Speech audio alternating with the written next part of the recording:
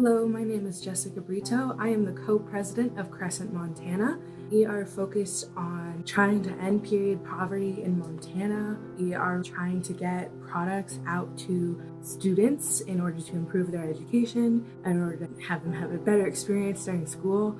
One of the reasons why Jessica and I wanted to start Crescent was because we wanted to give back to our community. As we were looking at where the need was in Montana and in the United States in general, this idea of period poverty kept coming up. Put simply, period poverty is not being able to afford access to adequate menstrual hygiene due to a lack of income. And it's a much bigger issue than I think most people realize, right? We recently did a few national studies where we found 1 in 5 teens in the US struggle to afford period products, right? And over 80% of teens have either missed class or know someone who has missed class due to a lack of access to period products. I personally got into it because I'm a woman myself, and I've had my own struggles during high school, when I didn't have access to products during the school day, or I didn't have money to go shopping to get those products. And it was definitely a struggle. Definitely, I've had experiences where I haven't attended class or I haven't attended school altogether because of that problem. Thankfully, I've managed to find my own resources now, but I'm really hoping to help those students, especially those students in lower income places or who just don't have access that day, to be able to have the opportunity to get those products when they need them. An average of 17.6% of Montanans under 18 years old live below the poverty line, with rates as high as 44.2% in some counties. Crescent Montana works to promote fair and equal access to education and to improve public health quality and equality.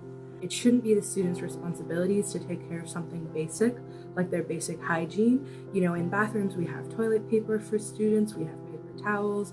We just have these things like normal for everybody to have because schools don't expect students to come to class and when they need to use the bathroom to bring their own toilet paper. So why do they expect students to bring their own products?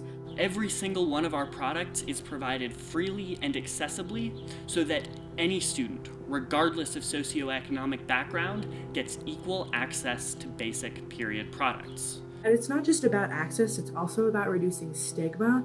I know for the majority of my youth, I definitely didn't feel comfortable talking about my period, talking about the products I'm using, if I need them. So we really want to reduce the stigma by just having the products in the bathroom just ready and available, because that's all they are. They're just products like toilet paper or paper towels. There shouldn't be stigma. It shouldn't be something big or spooky or scary.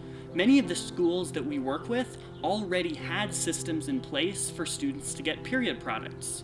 However, most of the time, students had to talk to an administrator or a school nurse in order to get these products. In fact, the first school in which we ran a trial run of our program, there was already a system of products in place, except it wasn't being used very often. However, when we put a Crescent dispenser in the bathroom, we had to refill the 500 product dispenser within 3 weeks. I'm Audrey Miller. I was the president of Project X Squared at Bozeman High senior year. So we got involved with Crescent because Crescent and Project X Squared worked together to put menstrual product dispensers in the bathrooms at Bozeman High.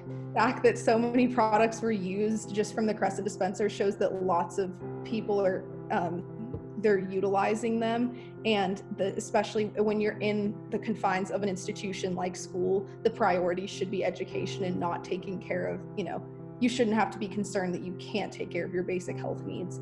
We also wanted to include some reproductive education. For the longest time, I didn't really know how to use a tampon.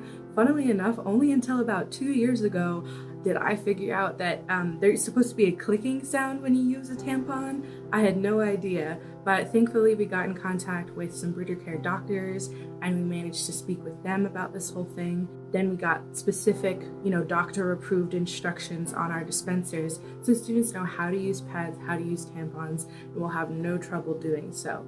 Crescent Montana is still a young organization at this point. Currently, we have partnerships with 3 schools with an upcoming partnership with a 4th. However, we have big expansions planned for this fall, and for this, we need your help. A donation to Crescent Montana right now will help us fund this future expansion and ensure that we can eliminate period poverty in as many Montana schools as we possibly can. Right now, we also have a massive COVID-19 relief effort. That means that any student in Montana that has been affected by the pandemic can receive free period products by mail, courtesy of Crescent Montana. I think that especially in quarantine, for students who can't otherwise afford access to period products, like this is a time when they really need them as well, right? And I think acknowledging that periods don't stop for a pandemic is kind of a obvious but relevant wake-up call for us to be able to mobilize and continue providing period products. All of the people have been stocking up on toilet paper and paper towels, but ladies have been stocking up on tampons and pads too. So sometimes even if people do have the money for them, they don't have the products, but we do, and we can give them to them. By donating to us, you're going to not only in the future help us get more products into bathrooms for students, but also right now you're giving us further funds to put into that list to give to those people so they can keep buying the products they need and keep it up. So thank you so much for listening, and let's end period poverty together.